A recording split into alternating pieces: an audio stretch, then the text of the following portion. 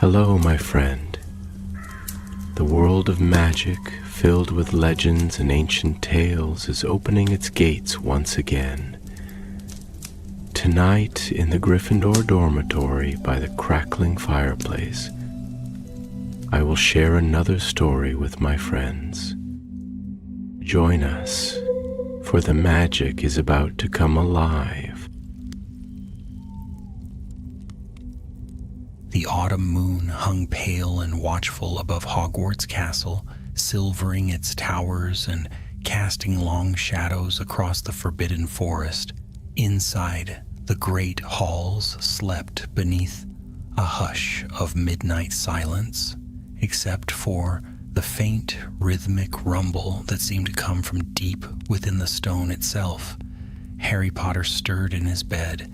He thought at first it was thunder, but the sound did not roll like thunder. It thudded, slow and deliberate, as though some enormous heart was beating in the walls. He sat up.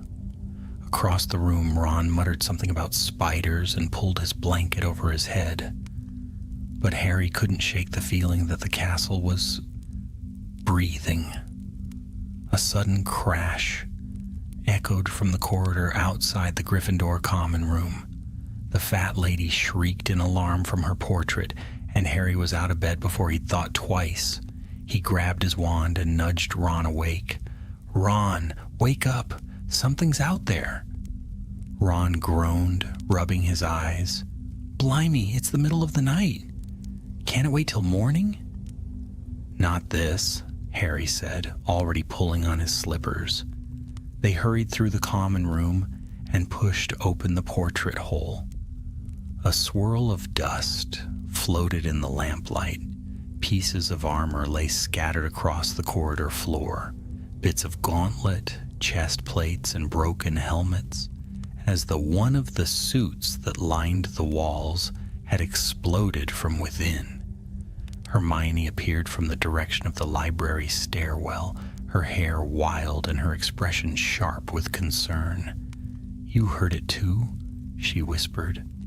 "Yes," Harry said. "Something's moving around." Before any of them could speak again, another tremor rolled beneath their feet, soft but powerful, like a great step taken far below. The next morning, the story spread faster than a niffler in a jewelry shop. By breakfast, everyone knew the castle had shaken last night. Filch had been found babbling about a stone knight walking near the dungeons. He claimed the creature's armor gleamed like granite and that its eyes glowed with green fire. Most of the students laughed it off. "Filch has lost it," said Dean Thomas between mouthfuls of toast. Probably saw a reflection of his own lantern. But Harry noticed that the teachers didn't laugh. Even Hagrid looked uneasy when he joined them in the great hall later that day. That evening, Professor McGonagall summoned Harry, Ron, and Hermione to her office. The air there smelled of parchment and lemon polish, and McGonagall's expression was unusually grave. "Mr. Potter," she began, "it seems that Hogwarts has been unsettled. Professor Flitwick and I inspected the East Wing this morning. Several suits of armor were damaged beyond repair. They appear to have been struck by immense force." Ron swallowed. "So it wasn't just Filch, then?" "No, Mr. Weasley, it was not." McGonagall turned her sharp gaze on Harry. "Given your prior experiences with unusual disturbances, the headmaster believes you might be of some assistance. Hagrid will lead the initial investigation tonight. You three will accompany him." "Us?" Hermione's voice rose an octave. "Professor, surely you can't mean—" "I most certainly do.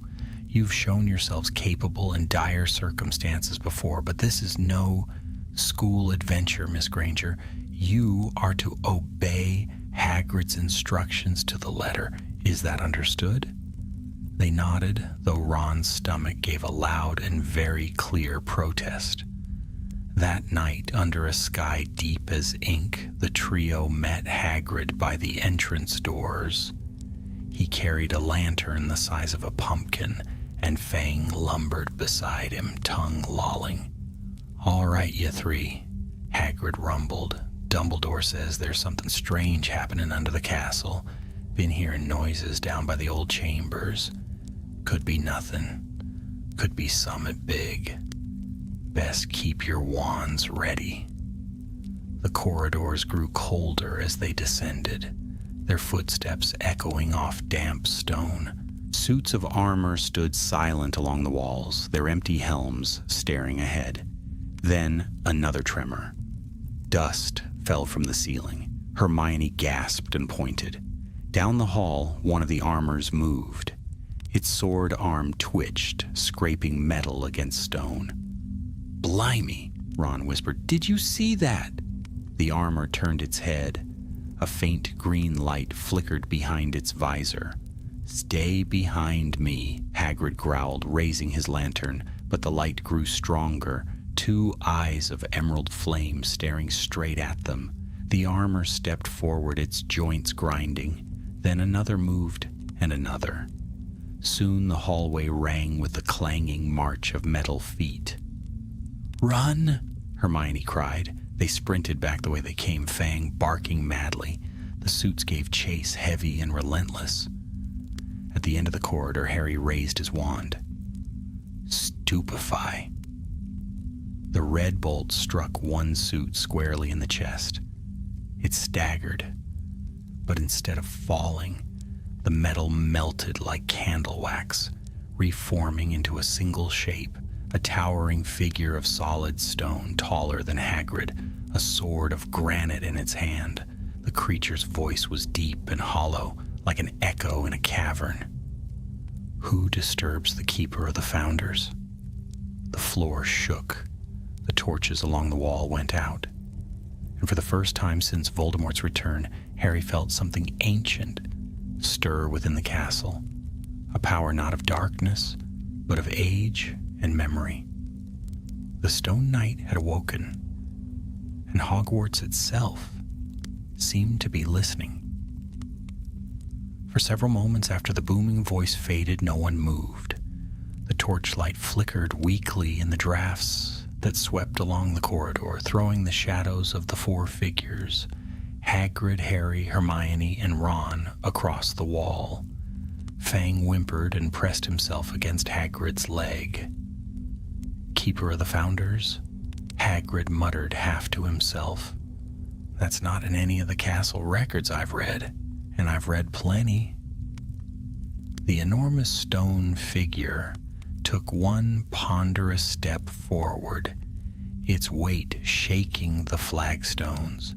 The granite sword it carried was streaked with veins of lighter rock, and faint green runes pulsed along the blade's edge like breathing light. "State your allegiance," the creature said again, the sound scraping and echoing as if it came from within the stone itself. Harry raised his wand. "We're students of Hogwarts," he said, trying to keep his voice steady. "We mean no harm." The knight's eyes flared brighter. "No harm," it repeated, the words slow and uncertain, as though testing them. "Yet you carry wands, magic untested. You are not the Founder's heirs." Hermione stepped forward before Harry could stop her. "Please listen. We're here because something strange is happening in the castle. We only want to help." The knight tilted its head, the motion grinding like mill wheels. "Help," it murmured, and for a heartbeat, the glow of its eyes dimmed. "The castle does not need help. The castle needs protection." With that, the creature's sword lifted. "Down!" Harry shouted. A great sweep of stone whistled through the air, where they had been standing a moment earlier. Sparks flew as the blade struck the floor, leaving a shallow groove across the flagstones. Hagrid roared, swinging his lantern. Enough of that. He hurled the lantern at the knight's face. The oil burst into flames that clung for a few seconds before sputtering out against the unyielding rock. The knight's head turned toward Hagrid. "Guardian of beasts," it said, voice lower now, almost sorrowful. "You too must sleep." Before the sword could rise again, Harry shouted, "Expelliarmus!" The spell hit the blade, but instead of flying from the knight's hand, the runes on the sword flared brighter, absorbing the red light like water sinking into sand. "Harry," Hermione cried, "it's feeding on your spell." "Then what? Don't attack it," she yelled. "We have to get out of here." The four of them bolted back toward the moving staircases, the rhythmic thuds of the knight's steps shaking dust from the ceiling. When they reached the entrance hall, the creature halted at the threshold, eyes burning through the darkness. "This is not yet your battleground," it said. "The castle will test you again." Then, as suddenly as it had appeared, the stone knight sank into the floor, its form dissolving into veins of light that spread through the flagstones like cracks of molten rock, before fading away. For several seconds, only the sound of Fang's panting filled the hall. "Well," Ron said finally, his face pale, "that was educational." The following morning, the castle buzzed with rumors. Some said a ghostly knight had challenged Peeves to a duel. Others whispered that a troll had broken loose from the dungeons. Only Harry, Hermione, Ron, and Hagrid knew what had truly happened, but Dumbledore had called them to his office before breakfast, and the weight of secrecy already pressed upon them. The headmaster's office was filled with soft ticking and the occasional gentle hoot from Fawkes's perch. Dumbledore stood by the window, his hands clasped behind his back, looking out over the mist-covered grounds. "So," he said quietly, "the Stone Knight has awakened." "You know what it is?" Harry asked. Dumbledore turned. His blue eyes were grave, though they still held a flicker of the familiar twinkle. "I know enough. The creature you met was created over 1,000 years ago during the founding of Hogwarts.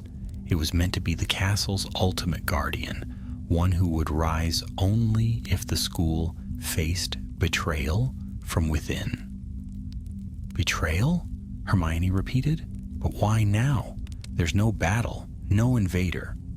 "Perhaps," Dumbledore said, "the castle believes one may be coming." Ron looked alarmed. "You mean it thinks Harry's the betrayer, don't you? Because he speaks parcel tongue." Harry frowned. The thought made something cold twist in his stomach. Dumbledore's gaze rested on him kindly but seriously. "It is possible, Harry. The castle's older enchantments may not distinguish between those who use such gifts and those who abuse them. The Stone Knight, as far as we know, judges by magic older than any of us can fully understand." Hagrid shifted uneasily in his chair. "So what are we supposed to do, Professor? Leave it alone?" "I am afraid that may not be possible," Dumbledore said. "The Guardian's awakening has disturbed the deeper wards of the school. There are chambers below Hogwarts that even I cannot enter.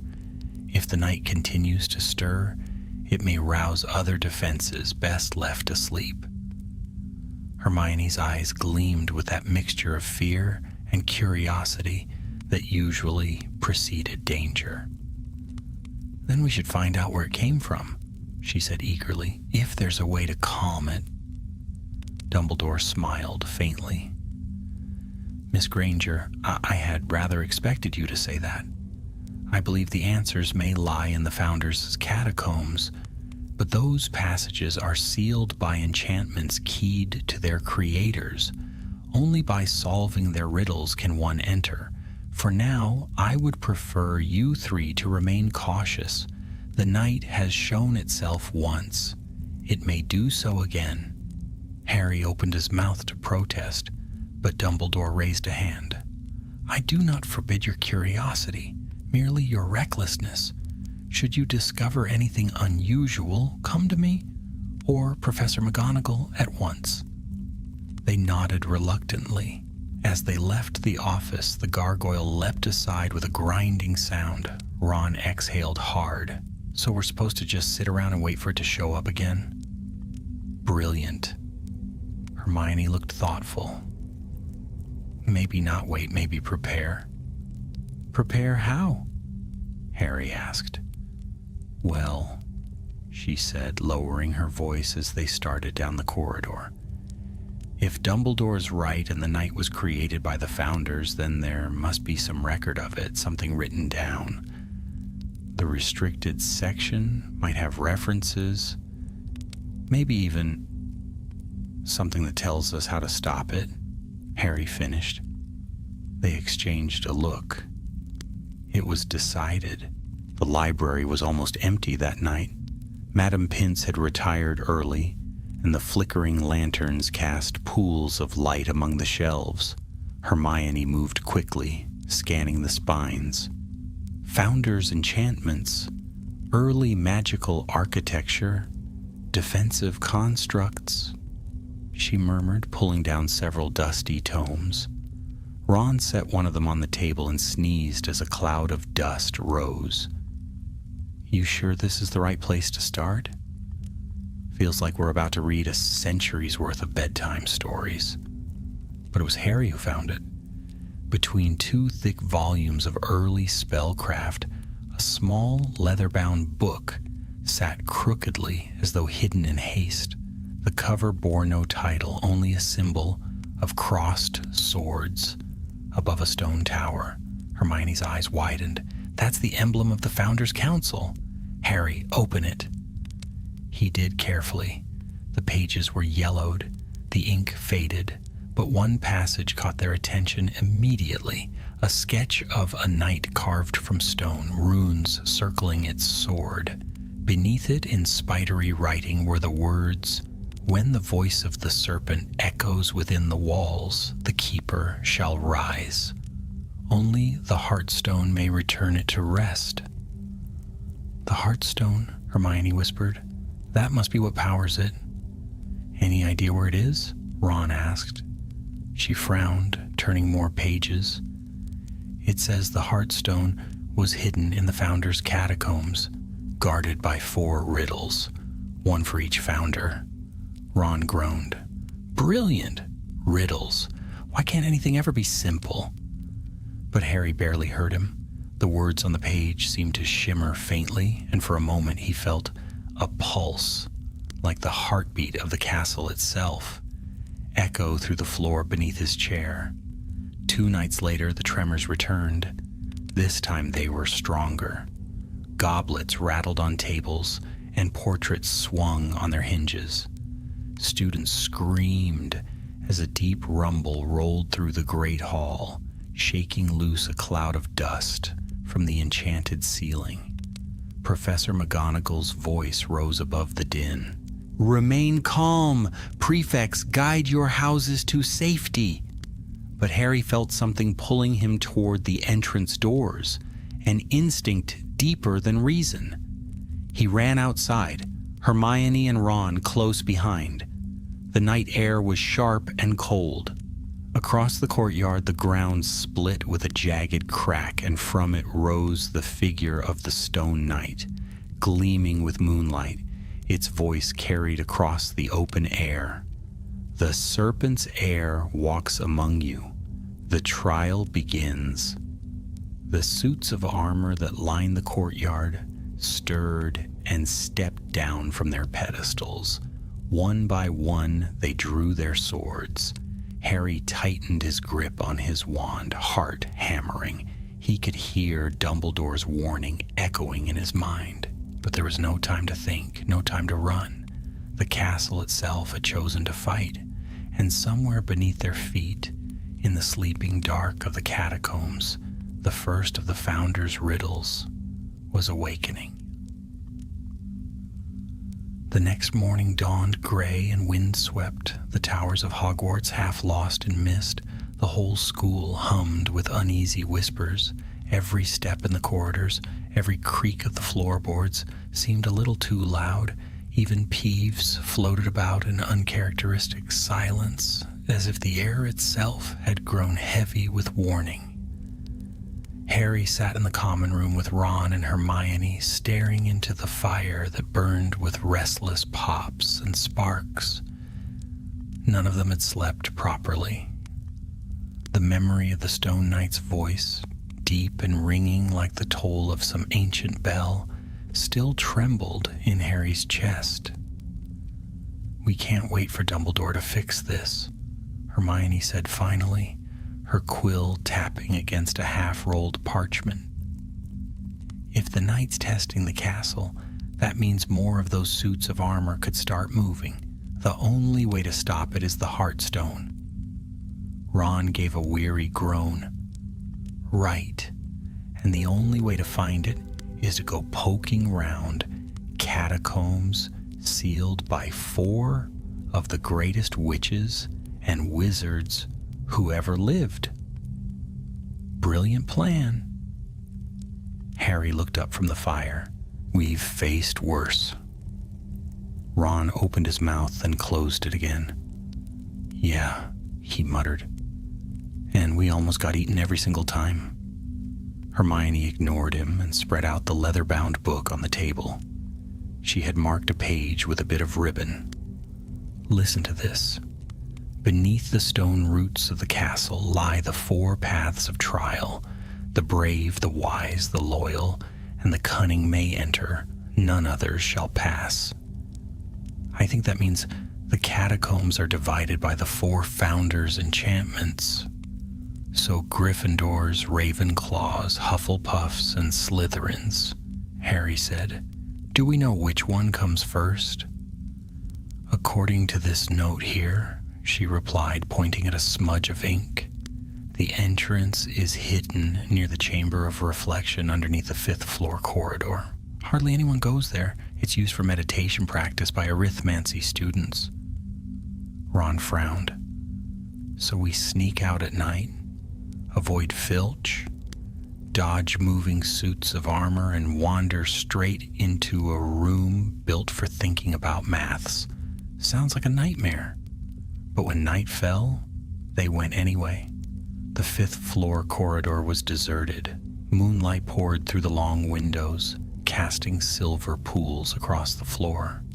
At the far end stood a narrow wooden door banded with iron. Hermione whispered a soft, unlocking charm, and the hinges creaked open with a sigh. Inside, the Chamber of Reflection was little more than a circular room with a single mirror set into the wall. A shallow basin of still water lay before it, perfectly round and cold as glass. The air smelled faintly of old parchment and dust. Ron said after a moment. "Where's the catacomb entrance supposed to be? Doesn't look like there's room for a staircase, let alone 4 of them." Hermione walked to the basin and crouched beside it. "It's not a staircase we're looking for," she said. "The founders were famous for their enchantments. It'll be hidden magically. Look at the inscription." Along the rim of the basin ran a thin band of carved words. "Truth reveals the hidden path." Hermione leaned over the water and whispered, "Veritas." The surface rippled, then slowly, the reflection in the basin changed.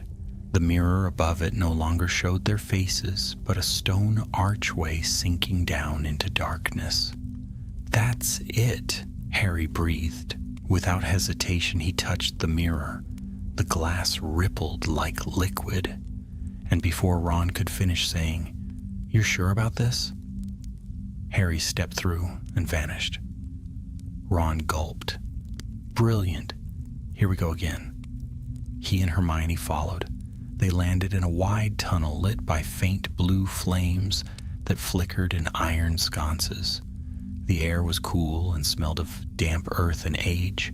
Carved along the walls were shields, spears, and banners half crumbled with time. "This must be Gryffindor's path," Hermione whispered. "Look, his lion crest." Indeed, on the far wall a great stone lion reared, its mane curling in frozen motion. Between its paws lay a door made of burnished bronze. Ron eyed it warily. "Reckon it's going to ask us to wrestle a dragon or something?" A deep rumble answered him. The lion's eyes blazed crimson and its mouth opened. A voice, proud and stern, filled the tunnel.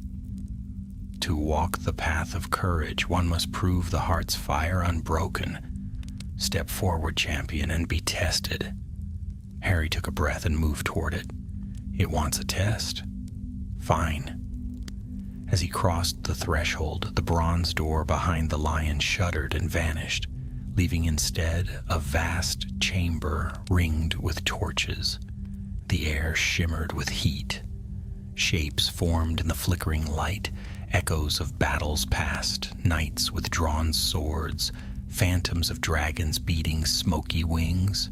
One figure stepped forward from the haze, a warrior wearing the red and gold of Gryffindor House, face hidden behind a helm. "Show your courage," it said, voice hollow and echoing. Harry raised his wand.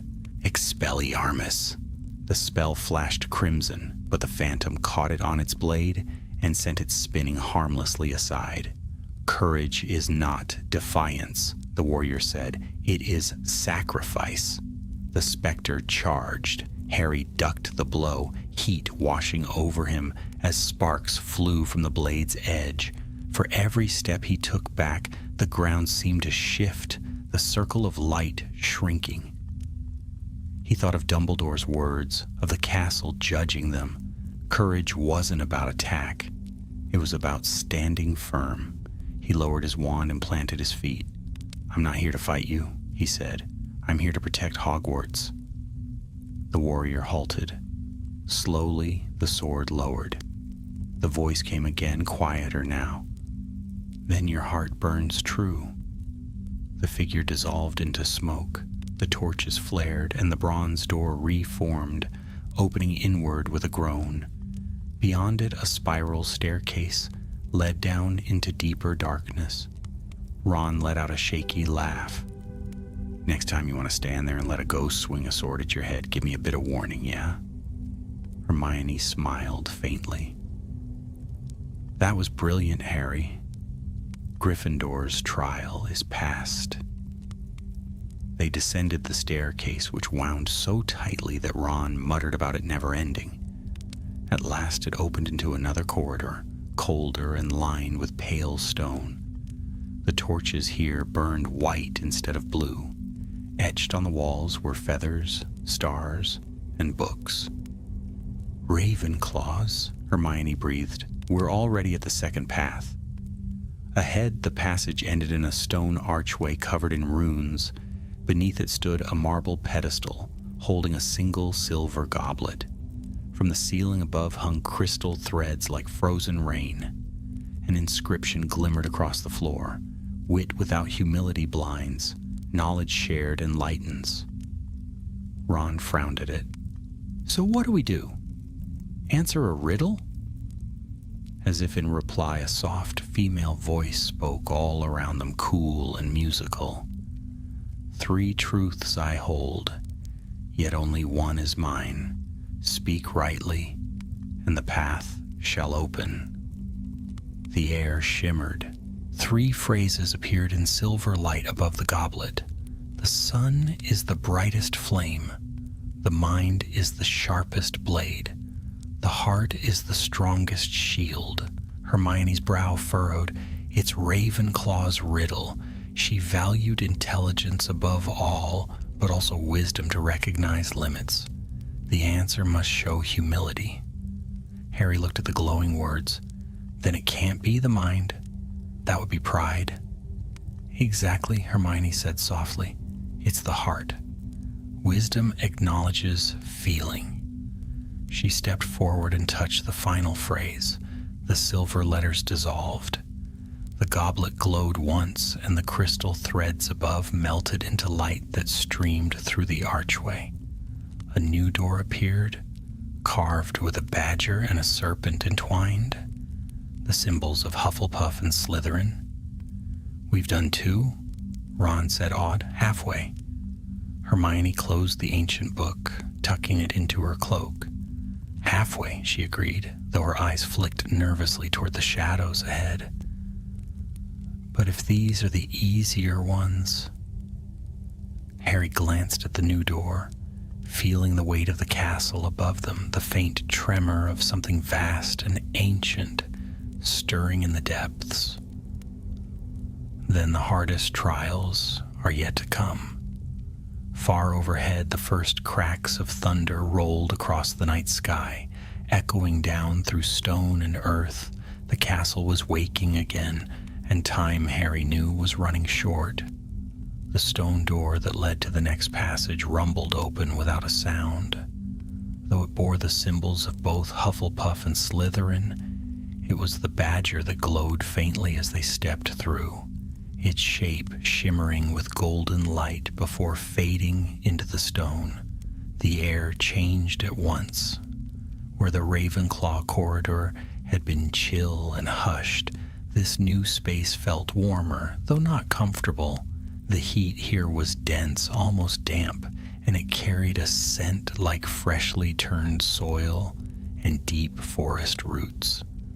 The walls were rough-hewn, carved from dark brown stone veined with glowing amber. Moss crept in the cracks, and torches blazed in sconces shaped like open hands. "Definitely Hufflepuff," Hermione murmured, brushing her fingers against the moss. "Her element was earth. She built for endurance, not display." Ron groaned. "Does that mean more riddles?" "Not riddles," Harry said quietly, eyeing the passage ahead. "Tests of loyalty, harder than they sound." They followed the winding hall until it widened into a cavern-like chamber, circular and low-ceilinged, supported by thick pillars wrapped in vines and runes. In the center was a wide stone platform, with 3 paths branching from it, each leading into separate tunnels, their entrances marked with names written in flickering script. Harry Potter, Ron Weasley, Hermione Granger. "Well, that's not creepy at all," Ron muttered. Hermione's lips thinned. "She's testing us separately, to see if we stay true to each other when divided." At that moment, the chamber trembled. From the far walls, a voice spoke, soft but firm, filled with ancient kindness. "Prove your loyalty. Choose the harder path. Forsake yourself or forsake your friends." The floor beneath them split. Without time to react, the stone opened beneath each of their feet, and they fell. Harry landed in a room so dark he couldn't see the walls. A single light glowed above him, just enough to illuminate a mirror. But this was no ordinary mirror. As he stepped closer, he saw his own face twist and shift into images. Hermione trapped beneath rubble, Ron surrounded by fire, both calling for help. Then his own reflection reappeared, calm and unafraid. A voice, cold and tempting, whispered in the dark, "Leave them. The way forward lies behind this door. Only you can stop the night. Only you matter." A door shimmered into existence beside the mirror. It stood open, golden light spilling through. Harry's hand twitched toward it. But he didn't move. "No," he said aloud. "We only win together." The golden door slammed shut. The mirror cracked. The darkness lifted, revealing a staircase leading back up. Hermione's trial was a quiet library lined with shelves of ancient, crumbling books. The scent of ink and parchment filled the air. On a pedestal before her was a single tome, unlabeled, bound in deep violet leather. The pages turned themselves, revealing secrets about the Stone Knight, about the Heartstone, about the Founders, everything they needed. A parchment rose from the book and floated before her. On it, in Ravenclaw blue ink, were the words, "Knowledge for one or none." A second pedestal rose beside the first, blank and cold. "If you take the knowledge," said a voice she knew was not quite her own, "it cannot be shared. You will have all the answers, but your friends will be lost." Her hand shook. She stared at the book, the secrets written there, the answers that could save them. Then she turned away. "I'd rather be ignorant and loyal than clever and alone." The book snapped shut. The shelves collapsed into mist, revealing a narrow stair leading onward. Ron's test was fire.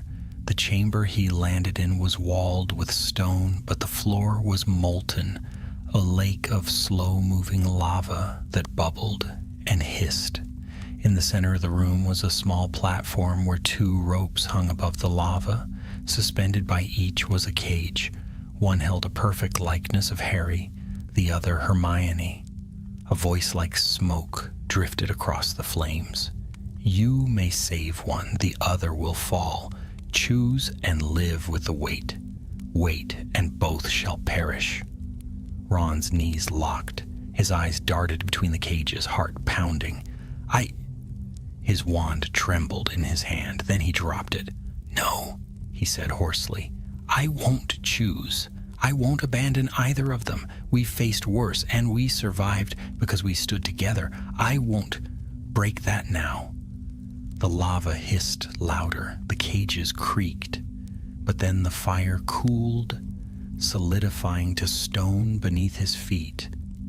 The cages vanished, and a door appeared in the wall ahead. They found each other on the next landing, breathless, pale, and shaken. None of them spoke at first. Then Ron cleared his throat. "Well, that was horrible." Hermione nodded, rubbing her arms. "It was meant to be." Harry stepped forward. "But we passed." The passage opened again, this time into a much colder corridor. The torches here were green and flickering, and the air carried the chill of deep water. Silver-lined serpents slithered along the edges of the walls, lifeless, carved into the stone, yet watching. "Slytherin," Harry said. At the far end of the corridor, a single door waited. It was smooth and dark. No handle, no inscription. Only a circle of 7 silver rings set in its center. As they stepped forward, a voice whispered, not from ahead, but from within their own thoughts. Cold, precise, confident. "To pass, you must speak the truth none wish to hear, not about others, about yourself." The rings began to glow. The door remained shut. Hermione stepped forward. "I'll go first," she said softly. She placed her hand on one of the rings. "I want to be admired more than I want to be kind. Sometimes I choose cleverness over compassion." The ring flashed once. Ron swallowed and touched the next. "I pretend I don't care, but I do. I hate being second. I hate being overlooked." Another flash. Harry hesitated. The last ring pulsed faintly. He laid his hand on it. "I'm afraid I'll become the thing I fight. I'm afraid that I don't really know who I am without Voldemort." The final ring flared brighter than the rest, and the door opened. They stepped through into a small chamber. At its center, on a pedestal of pure white stone, was a heart-shaped crystal the size of a clenched fist. It pulsed faintly with light, green and gold, like the shifting hues of forest leaves under sunlight. "The Heartstone," Hermione whispered. They approached it together, but as Harry reached out to touch it, the chamber quaked. From the ceiling above, a voice rolled like thunder. "He comes." The stone's light flared. All around them the walls began to shift, stone sliding against stone. Behind them, the chamber sealed shut. On the pedestal, the Heartstone trembled, and far above, in the castle's highest halls, the Stone Knight stirred once more. The heartstone pulsed beneath Harry's fingers, a rhythm not unlike a heartbeat, slow, ancient, heavy with magic. As his skin brushed the surface, a ripple of warmth ran up his arm, and the air in the chamber thickened, charged with energy that hummed softly in the bones. It felt like standing at the center of something vast and hidden, something that had slept for centuries and was even now beginning to wake. Ron took a cautious step back. Should it be doing that? Before anyone could answer, the pedestal on which the heartstone rested shuddered. Runes along its base flared bright gold, spinning slowly around the crystal in perfect formation, and a voice, not the Stone Knight's, but smoother, silken, and cold, whispered through the air. The trial is complete. The judgment begins. The chamber trembled. A seam split down the far wall with a low, grinding groan, revealing a second archway they had not noticed before. Beyond it lay a long hall of black stone, lined with green torches that did not flicker. At its end stood a tall, arched door of ironwood and obsidian, and across its face coiled the serpentine sigil of Slytherin, gleaming with a light that came from within the wood itself. Hermione drew in a sharp breath. That must be the gate to the Knight's Sanctum. But I thought we'd already passed Slytherin's trial, Ron said, peering uneasily into the gloom. We did, Harry said, lifting the heartstone from its pedestal. The crystal was oddly light, as if it were hollow or filled with something that defied weight. But this must be where it ends. Together they crossed the threshold into the darkened hall. Their footsteps echoed off the high ceiling, and the walls seemed to lean inward, narrowing with every step. The torches hissed softly, casting green shadows that twisted and stretched behind them. When they reached the ironwood door, it opened of its own accord with a sound like sighing wind. What lay beyond it was not another corridor or chamber, but something far stranger. They stood on the edge of a great stone platform suspended above nothingness. A vast void yawned around them, filled with swirling mists and fragments of staircases, arches, and floating islands of rock. This was no natural space. It was a pocket of magic, folded within the castle like a dream. High above, the ceiling shimmered like glass, and beyond it, stars glittered in unfamiliar constellations. Hovering in the center of the void was the Stone Knight. It no longer resembled the silent sentinel they had first seen. Its form had grown. The granite was now threaded with veins of gold and emerald, and its eyes burned with a steady, brilliant green light. It stood atop a circular dais made of interlocking shields, all bearing the crests of Hogwarts: the lion, the eagle, the badger, and the serpent. As they stepped onto the platform, the knight raised its sword and planted it before it like a staff. You return with the Heartstone. The voice was deeper now, but still edged with that hollow, ancient tone. You've passed the trials of the four, yet the castle remains unhealed. The threat remains within these walls. Harry stepped forward, the Heartstone glowing in his hand. We came to return it. To stop this. The knight tilted its head. Then speak the name of the betrayer. Speak, and I shall fall back into slumber. The question struck them like a blow. Hermione looked at Harry, frowning. What does it mean? Ron's face paled. It's asking us to name someone the castle sees as a threat. Harry swallowed hard. It thinks one of us is...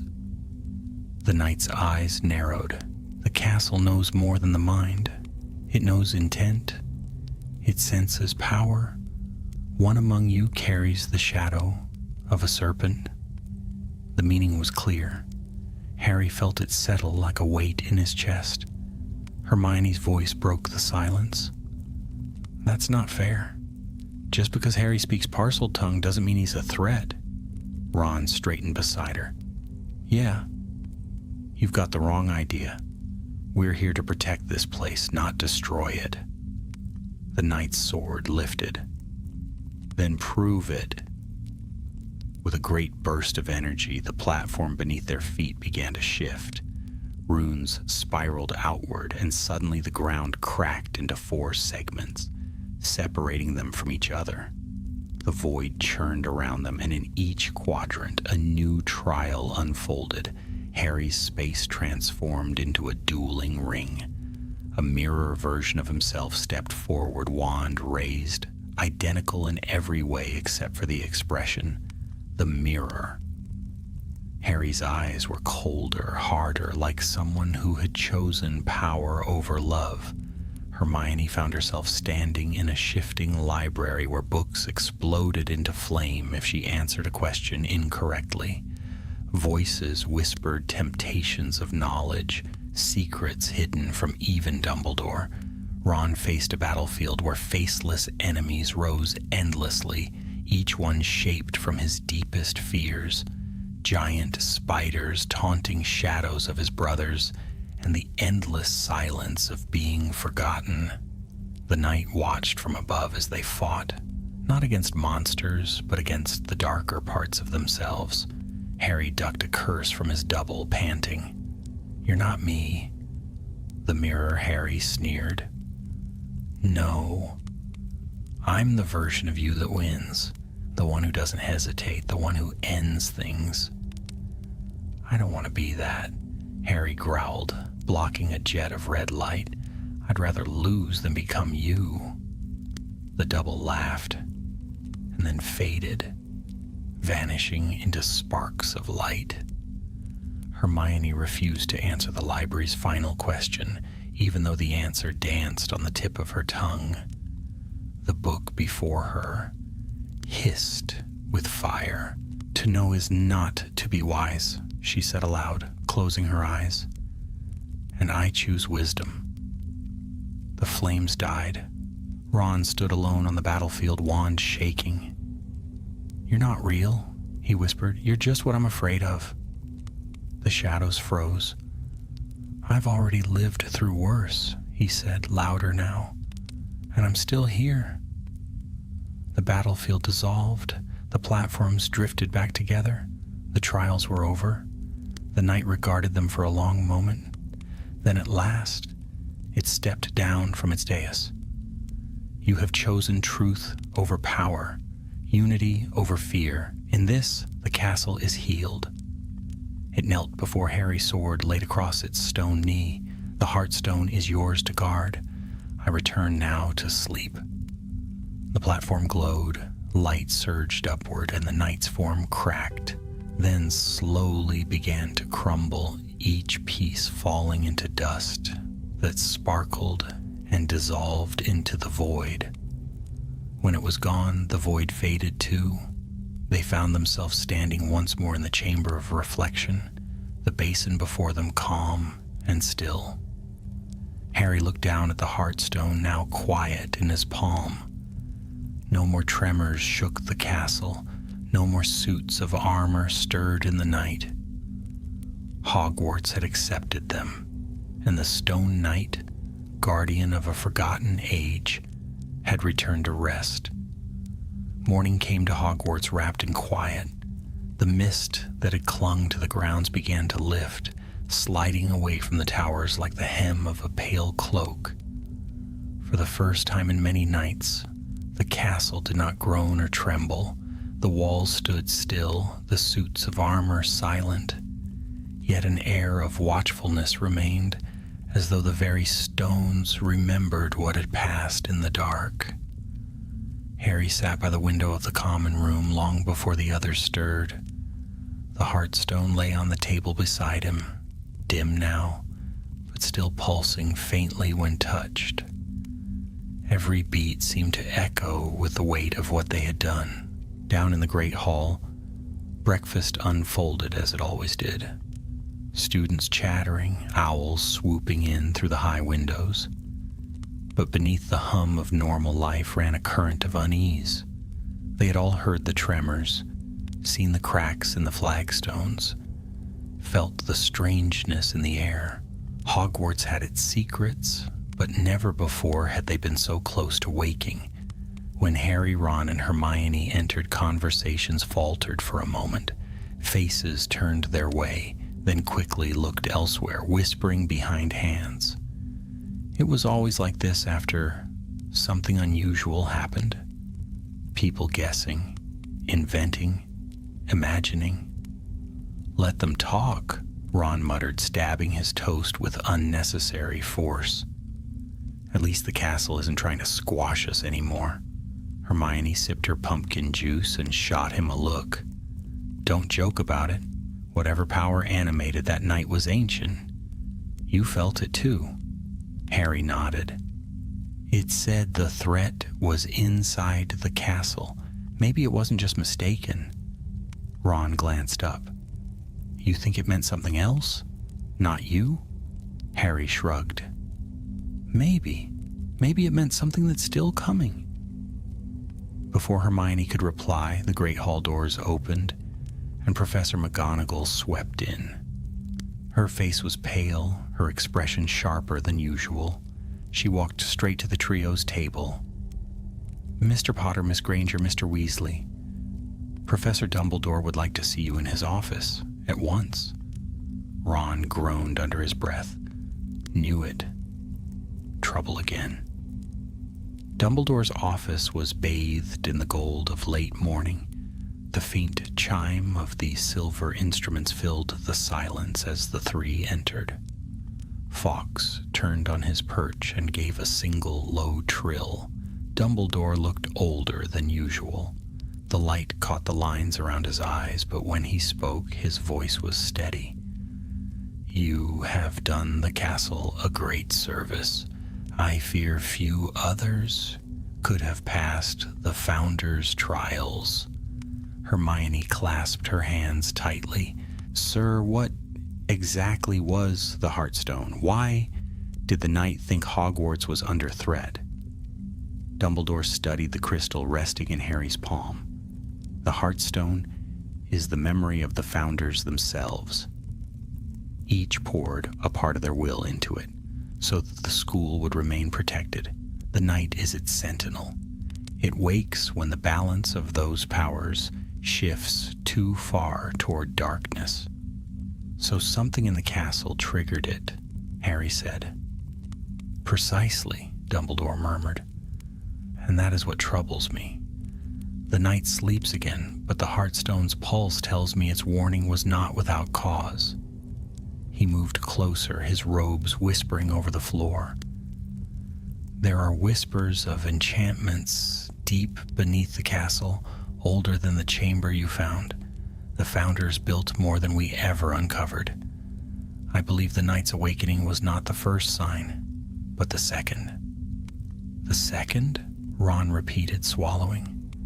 "An echo," Dumbledore said softly. "Something stirs beyond the walls of Hogwarts, something that seeks its power. I do not yet know what shape it takes, but the castle felt it." Hermione bit her lip. "And what should we do?" "For now," Dumbledore said, "you must rest. Learn, watch. The castle will show its will again when the time comes. The Heartstone must remain within Hogwarts, but under guard." He turned to Harry. "I think you are the one it will answer to." Harry felt the Heartstone warm in his palm, almost as if agreeing. "Why me?" Dumbledore smiled faintly. "Because you have proven again and again that your courage does not come from power, but from choice." By the week's end, life at Hogwarts had begun to return to its ordinary rhythm. Lessons resumed, the corridors filled once more with laughter and the slamming of doors. Yet none of them quite forgot the strange light that had filled the castle's heart.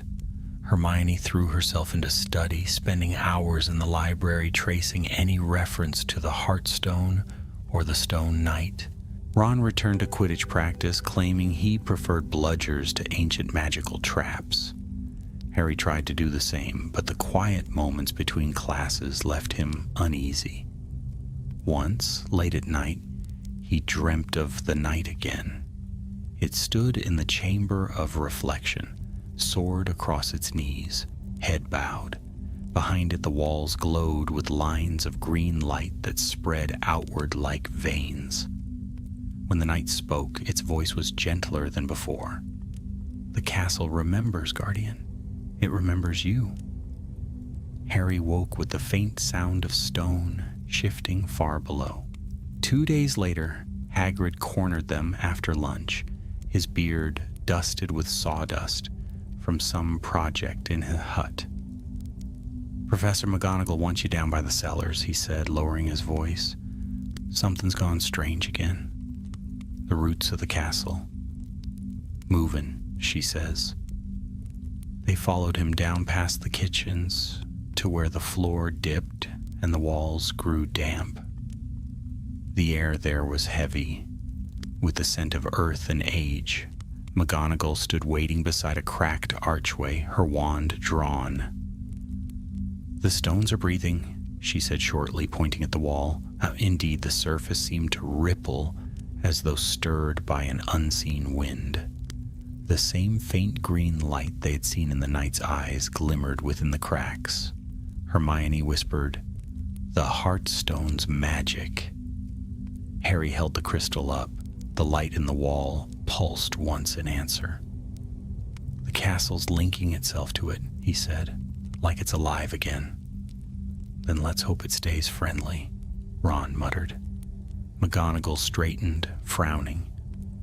"Whatever it is, Dumbledore must know at once. Mr. Potter, keep that stone secure. And all of you, be careful where you walk. The castle is old, but not asleep." That night, Harry could not rest. He walked the corridors long after curfew, the Heartstone tucked beneath his cloak. The air was still, but the portraits whispered as he passed. The castle felt aware, listening, waiting.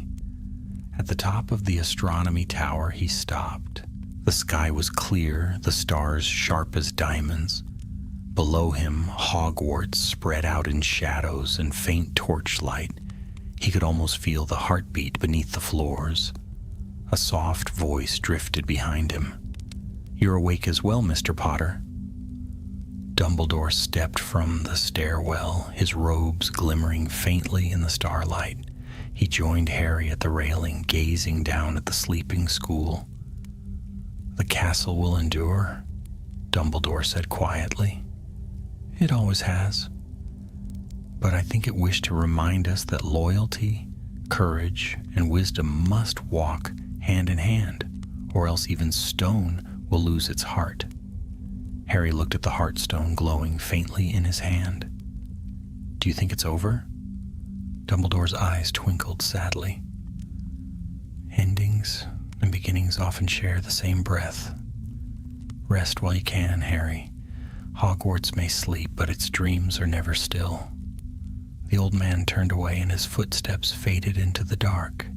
Harry remained, the wind tugging at his robes, the Heartstone warm against his palm. Somewhere deep below, he thought he heard the faint rumble of shifting stone, a sound not of danger, but of a guardian settling back into rest. The night was calm again, yet he knew the peace was only borrowed. The castle had many memories, and some, once woken, never truly slept. He looked toward the distant forbidden forest where mist curled between the trees, and wondered what dreams Hogwarts was dreaming now.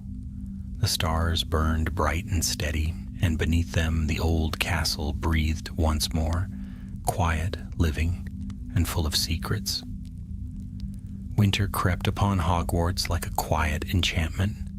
Frost jeweled the windows, the lake shone like glass, and the towers gleamed under veils of snow. To the students, the cold season meant hot pumpkin juice by roaring fires, enchanted snowball fights, and long evenings of laughter. Yet for Harry, Ron, and Hermione, the frost brought with it a strange, humming restlessness. The sense that something beneath the castle's calm surface was not quite at peace. It began with whispers. At first, faint murmurs in the walls. Students thought it was the pipes or Peeves playing tricks. But then came the drafts that moved through the corridors even when the windows were shut, carrying voices that were not quite words. "The roots are stirring," Hermione had said in a low voice one evening, poring over yet another stack of ancient texts. "Hogwarts may have more living magic inside it than we ever realized." Harry tried to focus on classes. Professor Slughorn's lessons grew increasingly demanding, and McGonagall's transfiguration essays piled higher by the week. Yet each night as he climbed the stairs to Gryffindor Tower, he felt a faint vibration through the floor, a heartbeat that answered to the small stone he now kept hidden under his robes. The Heartstone pulsed softly when danger neared, or when the castle shifted. Lately it had been pulsing more often. One snowy afternoon, when the world outside was a blur of white, Professor Dumbledore summoned them again. His office felt warmer than ever, though the flames in the hearth flickered a deep, unnatural blue. Fawkes dozed upon his perch, his feathers shimmering faintly. "You three have earned a measure of rest," Dumbledore began, "yet I fear Hogwarts grants us little peace.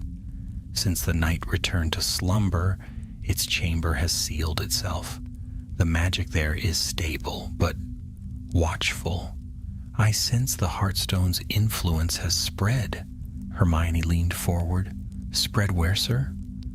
"To the lower vaults," Dumbledore said gravely. "There are foundations even I have never walked, and last night I felt the wards shift. Something ancient beneath the lake has woken." Ron groaned softly. "Not another guardian?" "Perhaps," said Dumbledore, "but not one of the founders. This is older, something that predates even them." A faint sound filled the office then, a low thrumming that grew stronger the longer they listened. The Heartstone, hidden in Harry's pocket, grew warm. Dumbledore nodded toward it. "The castle still speaks to you, Harry. I think it wants you to see what lies below." They left after dusk, cloaked against the snow. The corridors were dim, the only light coming from their wands. Down through the cellars they went, past the stone kitchens where the house elves waved sleepily, then through narrow tunnels that wound toward the lake's edge. The further they descended, the colder the air became, until their breath hung white and the walls glittered with ice. At last, they came to a door half buried in frost. It was not like the others, no carvings, no runes, only a small indentation at its center, shaped like the Heartstone. Harry pressed it into place. A sound like cracking ice filled the corridor. The frost melted in an instant, and the door opened inward, revealing a spiral staircase descending into greenish light. The air smelled of brine and thyme.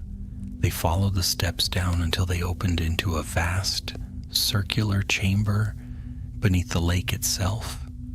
Water rippled above their heads, held back by an invisible barrier that shimmered faintly with magic. The floor was smooth stone, etched with swirling patterns that glowed faintly as they walked. In the center of the chamber stood a column of black marble, and on it rested a shape half hidden in shadow, an orb of deep, swirling green. "The source?" Hermione whispered. "It's connected to the Heartstone somehow." As she spoke, the Heartstone in Harry's hand began to glow brighter, pulsing in rhythm with the orb. A faint humming filled the chamber, low and musical, like a song sung through water. Then came a voice, not the knight's, not Dumbledore's, but something vast and ancient. "Guardian," it said, its tone like the rush of tides, "you carry the heart, but another seeks the power of its echo." The orb's glow flickered. Shadows rippled along the walls. Hermione gasped, "Something's down here with us."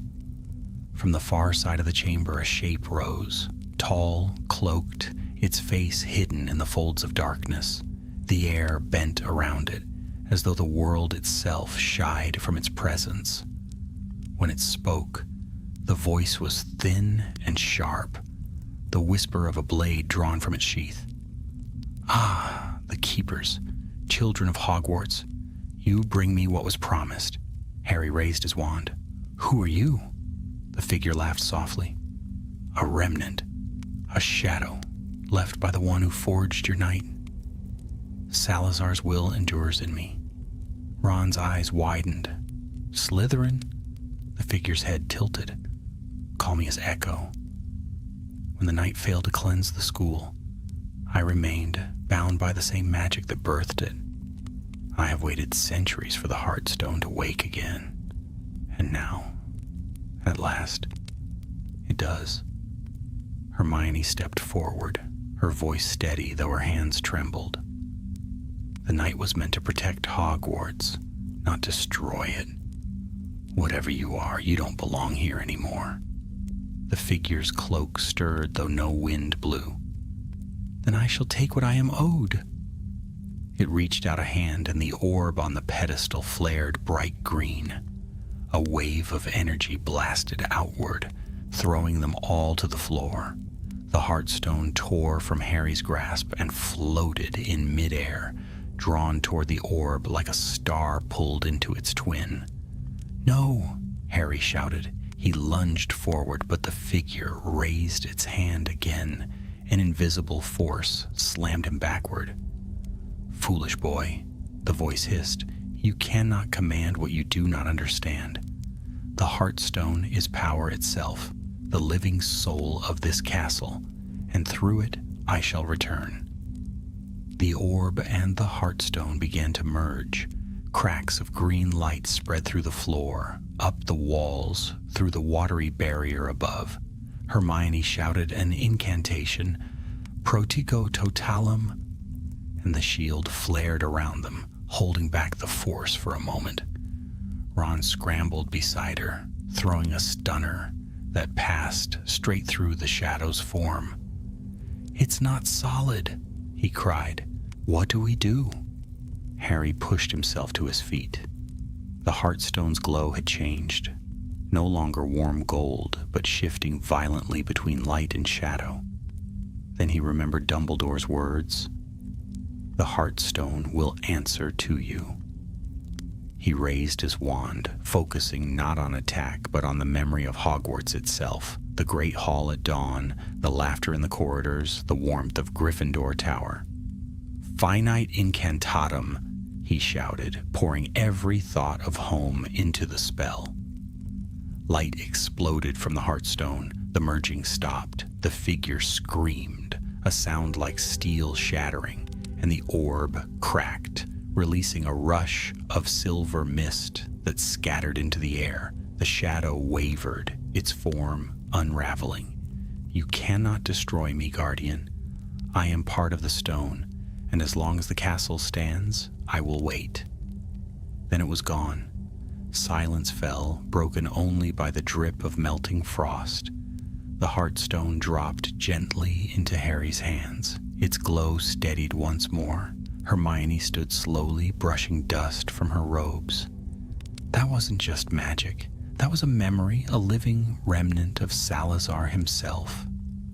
Ron's voice was hushed, and he's not gone, just sleeping.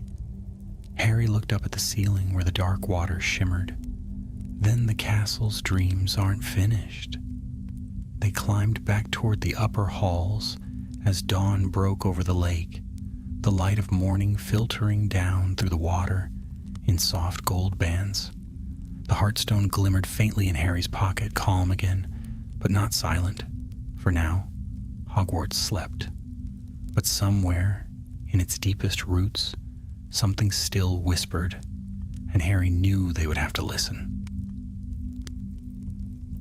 The days that followed their descent beneath the lake felt strange, dreamlike, as though Hogwarts itself held its breath. Nothing in the castle seemed quite the same. The torches flickered at odd hours. Staircases changed their paths more frequently than usual. Portraits whispered more urgently when students passed. Even the sky above the towers seemed different, too pale at dawn, too violet by dusk. Harry could not forget the words of the shadow. As long as the castle stands, I will wait. The memory of that cold, echoing voice lingered like frost in his thoughts. He tried to lose himself in classes and Quidditch practice and the daily chatter of school life. Yet the castle's silence pressed around him like a living thing. Hermione buried herself in study once more. Every spare moment found her hunched over ancient texts in the library, her quill scribbling furiously. Ron did his best to distract them both, coaxing them into games of chess or long walks to Hagrid's hut, but even he could not shake the unease that clung to the air. Hagrid himself noticed it too. "Been here in the lake whispering again?" he said one afternoon, staring toward the dark water beyond his pumpkin patch. "Used to be. She only did that before a storm. But now it's different, like something's stirring down there." Harry, Ron, and Hermione exchanged looks. None of them said what they were thinking. That perhaps the shadow beneath the lake had not been destroyed at all, only pushed deeper into sleep. That night, as they made their way back up toward the castle, Harry felt a pulse in his pocket. The faint, steady beat of the Heartstone. It glowed softly through the fabric of his robes, warm against his hand. When he held it up, it gleamed brighter, casting a golden shimmer along the walls. "Harry," Hermione whispered, "it's reacting again." The stone flickered once, then twice. Its light streamed out like a beam, striking the wall beside them. The stones rippled, and a faint outline of an archway appeared where none had been before. "Oh, not another door," Ron muttered. "Every time we follow one, something tries to kill us." But curiosity, always the stronger force, pulled them closer. Hermione brushed her hand along the archway, murmuring a few detection charms. "It's safe. For now. The magic's old but not hostile." Harry pressed the Heartstone to the stonework. The wall melted away like mist, revealing a narrow staircase spiraling upward into darkness. The staircase led them to a part of the castle none of them had seen before. The walls were smoother than usual, carved not from rough stone, but from marble veined with gold. A strange warmth filled the air, though no torches burned. They emerged into a long, vaulted hall lined with statues. Each figure was carved in exquisite detail, witches and wizards from ages past, robed and crowned, their hands outstretched as if guarding something unseen. The ceiling shimmered faintly, painted with constellations that seemed to move as they watched. At the far end stood a single plinth. Upon it rested an object wrapped in black silk. The Heartstone glowed brighter still, as though urging them forward. Hermione's eyes shone with wonder.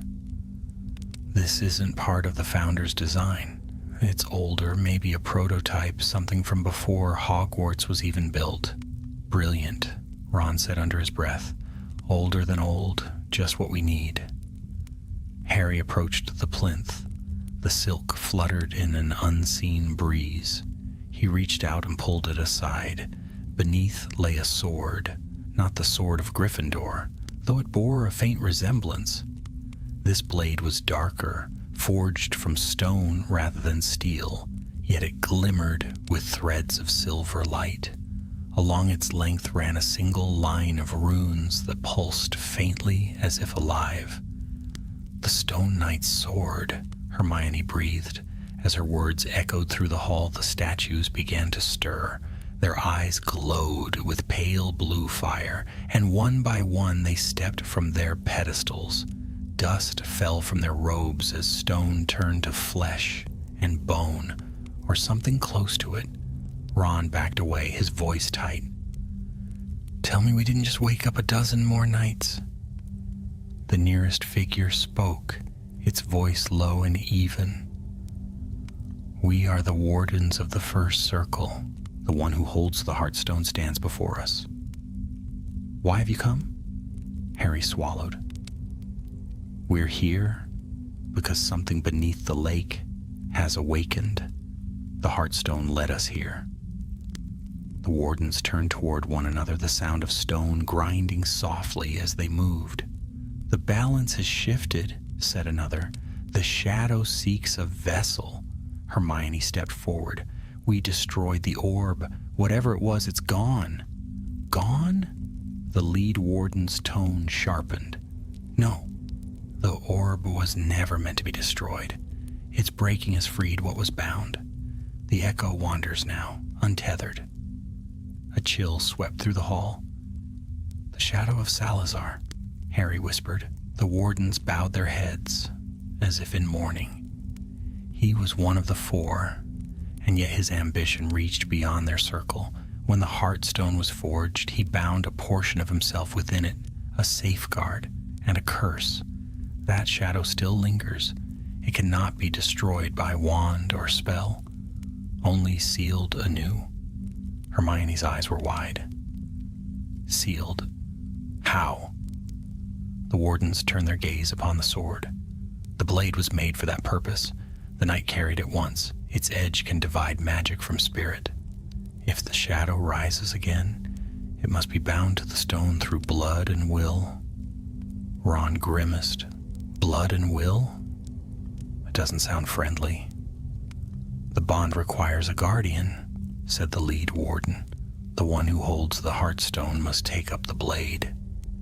Harry stared down at the sword. Its runes shimmered faintly, as if listening. "Me?" The warden nodded once. "If you are willing."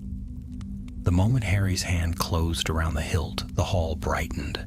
Power surged through his arm. A pulse of warmth and pain mingled like sunlight drawn through iron. The runes flared brilliant white, then dimmed to a steady glow.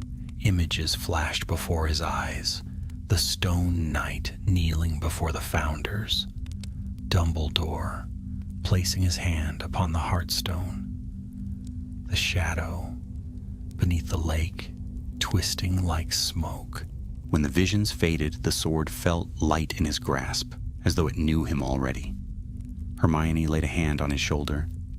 "Harry, are you all right?" He nodded slowly.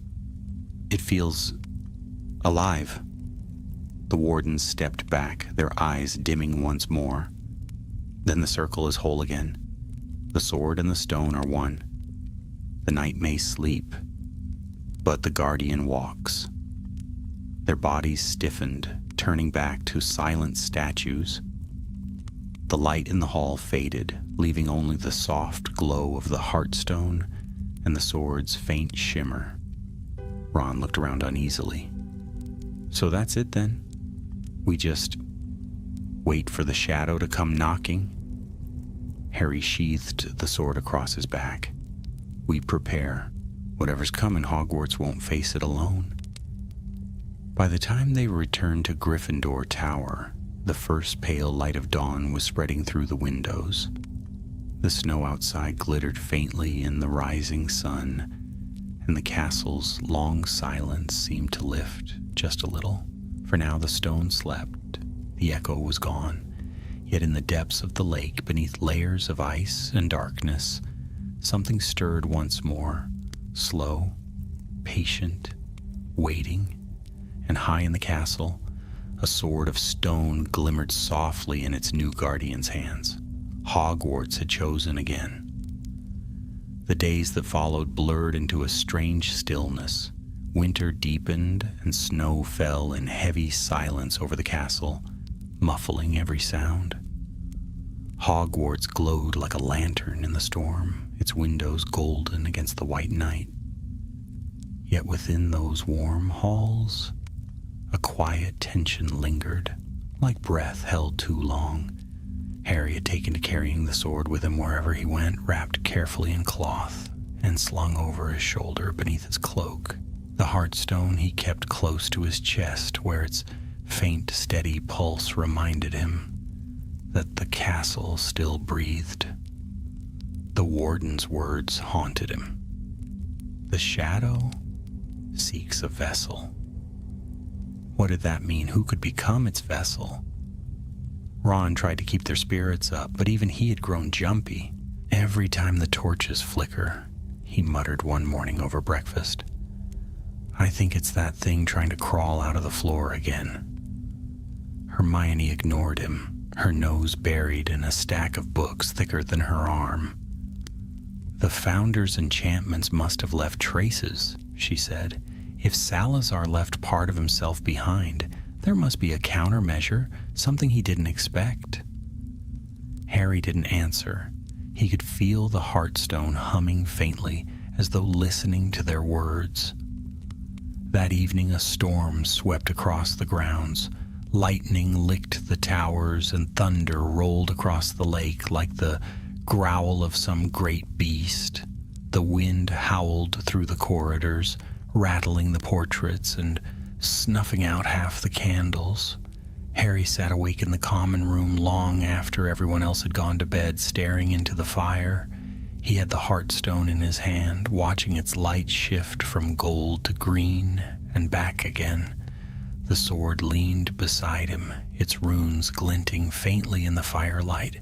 The flames crackled. Somewhere in the distance, a door slammed. Then, so faintly, he almost thought he imagined it. A whisper curled through the air. Guardian. Harry stiffened. The voice was familiar, the same whisper he had heard beneath the lake. It slid through the room like cold breath, filling the air with a chill that snuffed out the fire in an instant. He stood, wand raised. Who's there? The answer came from behind him. Did you think I was gone? The figure stepped from the shadows. Cloaked, faceless, its presence bent the air around it. The same echo, the remnant of Salazar Slytherin. Its shape wavered, formed of mist and shadow, but its eyes burned a deep emerald green. You destroyed the orb, it said, voice smooth as glass. You broke the seal that bound me, but destruction and freedom are one breath apart. Harry's grip tightened on his wand. You can't touch me. Not yet, the shadow whispered, but your stone still carries my echo. You hold my heart and think it yours? The Heartstone pulsed violently in his palm, the light within twisting. Pain shot through his arm and he dropped it. The stone rolled across the floor, leaving streaks of green light like veins in the wood. Stop it, Harry shouted, firing a stunning spell. The beam cut through the figure harmlessly. The shadow laughed softly. You cannot strike a memory, Guardian. You can only repeat it. Then it vanished, leaving the room plunged in silence once more. Harry fell to his knees, breathing hard. The Heartstone lay dim on the floor, its glow fading to a sullen green. By morning, the storm had passed, but the castle felt colder than before. Frost crept along the edges of the windows, even in the great hall, and strange echoes whispered in the staircases. When Harry told Ron and Hermione what he had seen, Hermione's face went pale. It's possessing the magic itself, she said. The castle's walls, the stones, even the air, it's feeding off it. Ron rubbed his temples. So we're living inside the world's biggest haunted house. Harry nodded grimly. And it's not done with us. They decided to tell Dumbledore, but when they reached his office, the door was sealed. A strange silver sigil glowed across the wood, a sign none of them recognized. Hermione touched it and drew back sharply. It's a containment rune. Something's already inside. From within, they heard a low, muffled sound, like someone speaking in an ancient tongue. Then a burst of green light flared under the door, followed by a sudden, absolute silence. "Professor Dumbledore," Harry shouted, pounding on the wood. There was no answer. Then softly a voice from within said, "Do not enter." The voice was Dumbledore's, but layered with something else, deeper and older. Harry froze. Hermione's face had gone white. "It's him," she whispered, "the shadow. It's found its vessel." That night the castle changed. The walls pulsed faintly with green light, and the staircases twisted of their own accord. The portraits fled their frames, whispering warnings as they went. The Heartstone glowed hot in Harry's pocket, its pulse frantic. "The echoes moving through the wards," Hermione said breathlessly as they ran through the corridors. "It's using Dumbledore's magic to reach the Heartstone." They burst into the great hall where the torches had gone out. Only moonlight shone through the enchanted ceiling, casting silver on the long tables. At the far end, near the teacher's dais, a figure stood cloaked in shadow. Dumbledore's face emerged from the darkness, calm and unreadable, but his eyes blazed green. "Harry," he said, and though his voice was steady, it carried two tones, the warm, familiar one, and beneath it something cold. "The castle has chosen me." "No," Harry said softly, "it's using you." Dumbledore smiled faintly. "Perhaps. Or perhaps it merely knows power when it sees it. The founders built this school upon division. 4 houses, 4 hearts. But I see now, their unity was a lie. The Heartstone must belong to one will, one mind. Only then can the castle truly live." The ground trembled. Cracks of green light spidered across the floor, running toward the dais. The banners overhead fluttered violently. Hermione grabbed Harry's arm. "The shadow's merging with him. If it finishes, there won't be a Dumbledore left." Harry drew the sword. The runes along its blade blazed white. "Then we stop it." Dumbledore's eyes flickered to the blade. "Ah, the knight's weapon.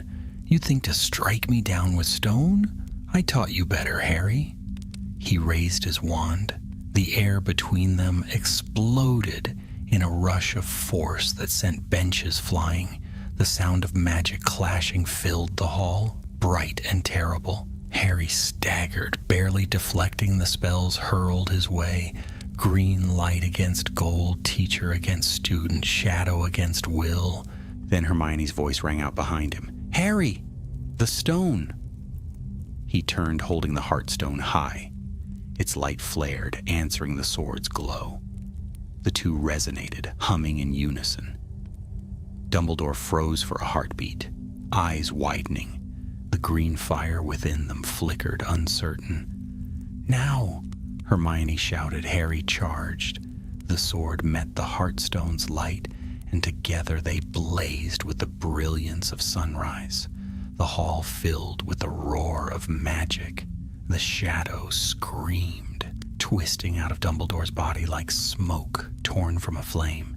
It rose toward the ceiling, writhing, then shattered into a storm of green sparks that vanished one by one into the stone. Dumbledore collapsed. Harry caught him before he hit the floor. For a moment, the old wizard's eyes opened, clear once more. "Well done, Guardian," he murmured. "The castle is safe. For now." Then he closed his eyes. The Heartstone dimmed to a soft golden glow, and Hogwarts, for the first time in weeks, was utterly still. Outside, the storm had broken. Snow drifted gently across the courtyard, untouched and pure. Harry stood at the Great Hall's entrance, sword and stone resting beside him. The night was silent, but far below in the depths, beneath the lake, something ancient sighed and went quiet once more. The Guardian had prevailed. For now. For several days after that terrible night, Hogwarts existed in a fragile calm. The snow outside lay thick and undisturbed, muffling the castle's usual chatter. Students spoke in whispers, as though the air itself might shatter if they raised their voices too high.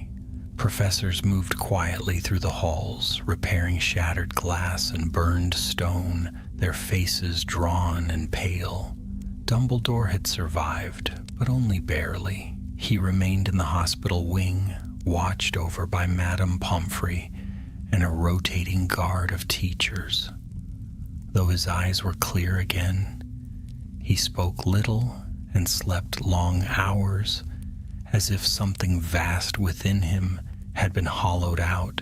Harry visited often, sitting beside his bed while the winter sun slanted through the tall windows. He would sometimes find the headmaster half awake, his fingers resting lightly upon the edge of the bedclothes, murmuring fragments of forgotten spells. Each time, Harry wondered whether it was Dumbledore speaking or some echo left behind by the shadow. Hermione, meanwhile, worked without rest.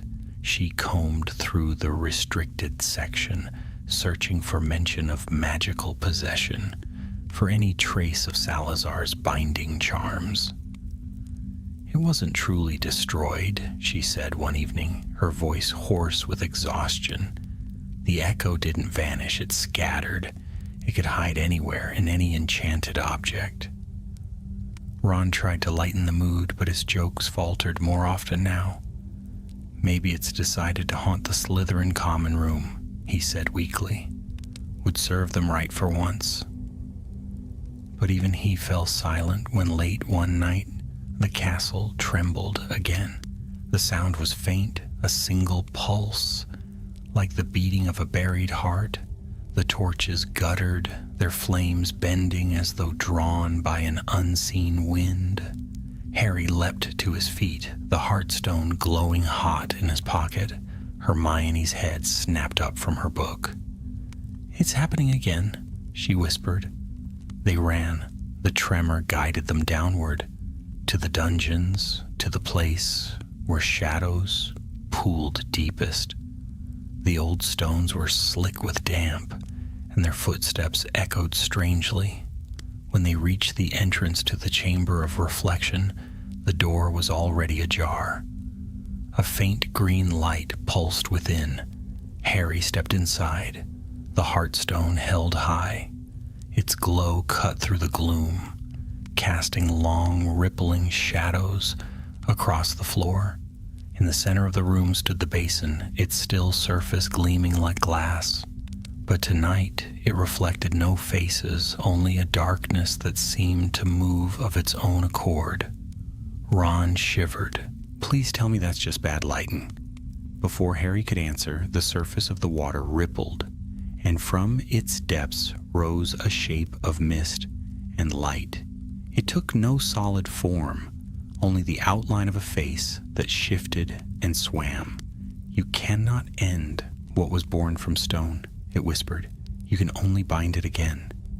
The same voice, the same echo. Harry's hand went to the sword on his back. "Then we'll bind you 1,000 times if we must."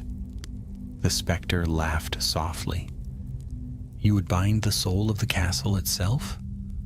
Foolish child, Hogwarts is not yours to command." The room shook. Cracks spread across the walls, glowing green. Water poured upward from the basin, twisting into serpent shapes that coiled through the air. Hermione shouted an incantation, finite incantatum, but the spell vanished into the mist. Ron aimed a curse at one of the serpents. It burst apart, only to reform again a heartbeat later. "It's feeding off the castle," he yelled. Harry knew then what they had to do. The Heartstone pulsed in his hand, the sword gleaming faintly at his side. "It's trying to anchor itself through the Heartstone," he said. "If we break that connection, we break its hold," Hermione finished, eyes wide. "But how?" Harry raised the sword, its runes blazing bright white. "By giving it something stronger to hold to." He placed the Heartstone upon the floor, point of the sword above it. The light between them flared until it hurt to look at. The specter hissed, "You cannot cage me again. I am the whisper in the walls, the breath of the stones." "Then be what you are," Harry shouted, "and guard this place, not destroy it." He drove the sword downward. The blade met the stone with a sound like thunder.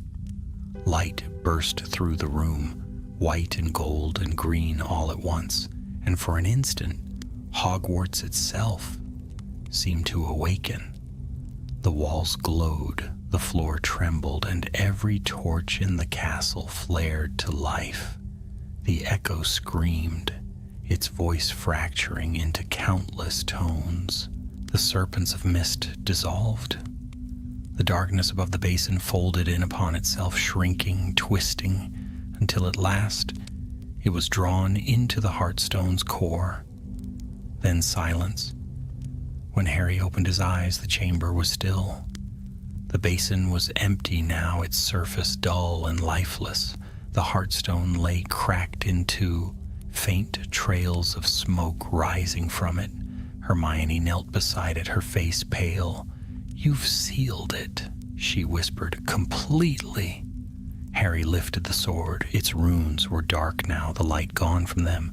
The blade had turned to ordinary stone, heavy and cold. Ron exhaled shakily. "So that's it? It's over?"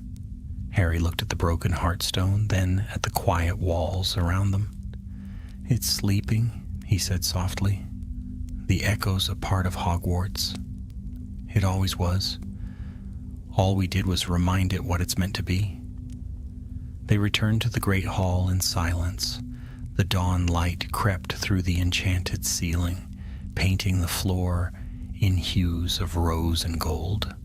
The castle seemed peaceful again, almost tender. The suits of armor stood motionless in their alcoves, and somewhere far above, an owl hooted lazily. Dumbledore was waiting for them near the entrance. He looked frail, wrapped in a deep blue cloak, but his eyes were clear once more. "You did well," he said quietly as they approached. "The castle song has changed. I felt it even from the hospital wing." Harry handed him the broken halves of the Heartstone.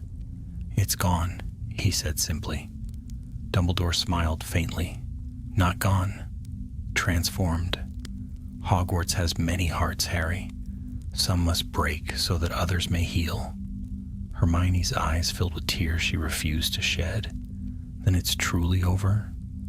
"For now," Dumbledore said, "but the castle remembers everything, and so must we." Winter melted slowly into spring. The lake thawed, its surface glimmering beneath soft sunlight. Students laughed again in the courtyards, and the echo of the storm faded into memory. Harry sometimes thought he heard the faintest hum when he passed the walls of the Chamber of Reflection, as though the castle still whispered its gratitude or its warning. But no more shadows stirred, and no tremors shook the halls.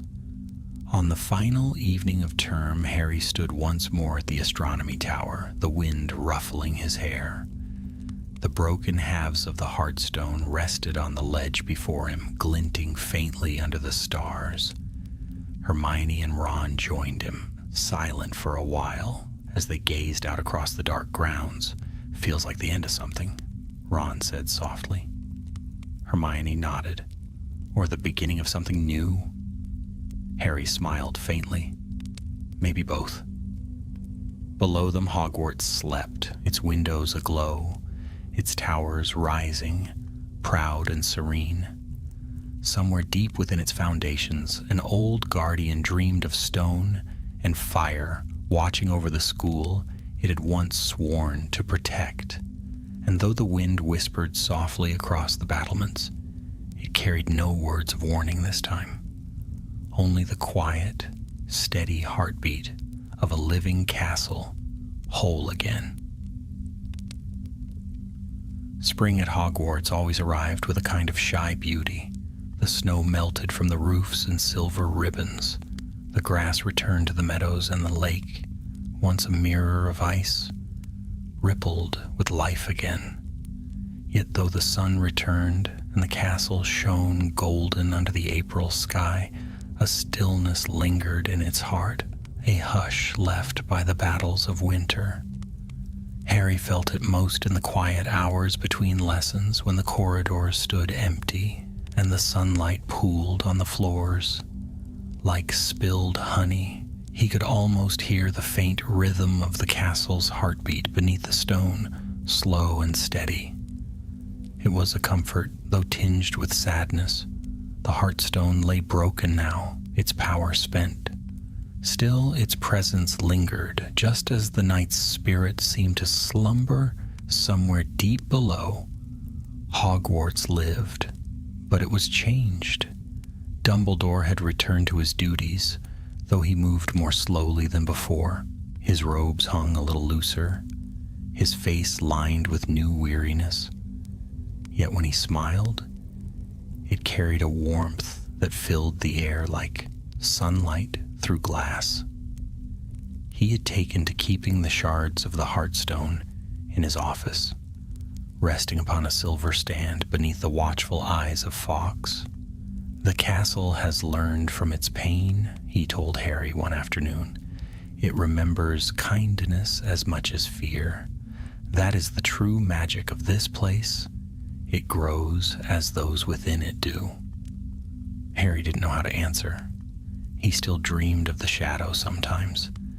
The green fire in Dumbledore's eyes, the voice that had filled the great hall. But in his waking hours, he could feel that the danger had passed.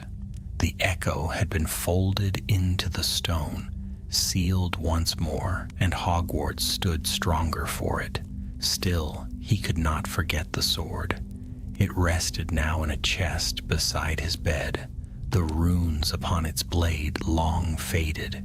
He had tried to lift it again a few times, but it remained heavy, inert, stone once more. Hermione believed its power had returned to the castle along with the echo, but Harry wasn't so sure. Sometimes on stormy nights, he thought he heard a faint whisper from within the chest, like the slow stirring of ancient metal. As the term drew to its end, the castle's mood lightened. The greenhouses filled with laughter again, the Quidditch pitch rang with cheers, and Hagrid's hut smoked merrily with the scent of treacle and roasting sausages. The memory of what had happened seemed to sink into legend before their very eyes, whispered of only by portraits and ghosts. Yet one place remained untouched by time, the Chamber of Reflection. Its door was sealed once more, the basin within empty and dry. No magic stirred there now. Some nights, when the moon was full, Harry thought he saw a faint glimmer of light beneath its threshold, but he left it undisturbed. The castle, he had learned, deserved its secrets. The final week of the school year arrived, and with it came the hum of excitement that always filled the air before summer. The great hall gleamed under floating garlands of gold and scarlet, the tables laden with food and laughter. Yet beneath the celebration, a quiet understanding ran between the three friends.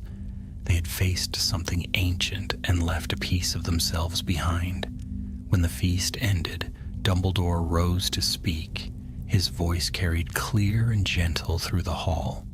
"This year," he began, "has tested the courage of Hogwarts itself. There are lessons that cannot be written in books or taught through spells, lessons of loyalty and of the cost of standing against shadows. But remember this, even the oldest of magic bends to the heart that remains true." His eyes met Harry's for a fleeting moment, and the faintest smile passed between them. The students erupted into applause, the hall alive once more with joy. The candles above flickered brighter, and for an instant Harry could have sworn he saw a tall, armored figure standing beside the teacher's table, motionless, silent, its sword raised in salute. When he looked again, it was gone. The following morning, the train steamed and hissed at Hogsmeade Station, waiting to carry the students home. The air was filled with shouts and laughter, the squeak of trunks, the flurry of owls overhead. Harry, Ron, and Hermione stood together beside the scarlet engine, watching the smoke curl skyward. "Feels strange," Ron said quietly, "leaving after all that." Hermione smiled, her eyes bright. "Hogwarts will still be here, maybe sleeping, maybe dreaming, but it's always watching over us." Harry nodded, and we over it. As the train whistle blew, he glanced back toward the castle. It rose in the distance, proud and eternal, its towers gleaming in the sunlight. For a moment he thought he saw a faint shimmer ripple along the walls, like the glint of a sword catching light. Then it was gone, and the castle stood still once more.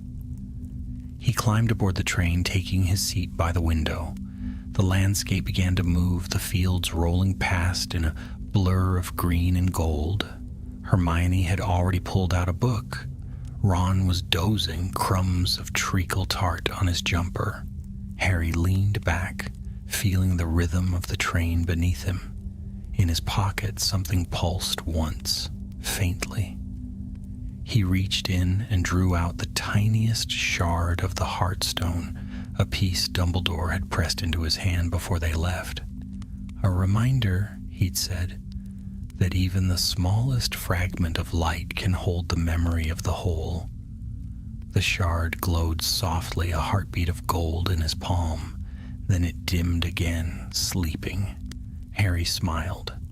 Outside, the castle vanished behind the hills, and the road ahead lay open beneath a wide, clear sky. Far beneath the lake, in the quiet chambers of stone where no sunlight reached, the remains of the Heartstone shimmered faintly. The cracks along its surface had filled with threads of silver light, pulsing in time with the slow rhythm of the castle above, and deep within that light, something moved, not dark nor cruel, but patient, watching. It was the old guardian, the Stone Knight, slumbering once more in his eternal vigil. His sword rested across his knees, and his eyes, carved from the purest emerald, gleamed faintly in the darkness. Around him, the foundations of Hogwarts breathed with a quiet, living strength. All was still, and as the last echoes of spring faded into summer, the Stone Knight bowed his head, listening to the song of the castle, the song of laughter, courage, and the endless turning of years. For Hogwarts endured, and so did he.